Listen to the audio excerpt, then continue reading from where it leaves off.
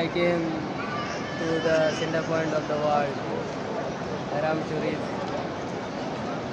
আজকে আমি এসেছি এখানে গোটা বিশ্বের কেন্দ্রবিন্দুতে, যেটা হারাম শরীফ হিসেবে পরিচিত। মুসলিম মানব জাতির জন্য ধর্মীয় এবং পবিত্র একটি জায়গা। অনেকেই আশা করেন এই জায়গাটাতে একটা, কিন্তু আল্লাহ যাদেরকে কবুল করেন তারাই এখানে আসতে পারে। আজকে আমার জন্য অনেক খুশির দিন, আমি এখানে হাজরে আসওয়াদ জান্নাতি পাথরে শুরু দিতে পেরেছি। দোয়া করি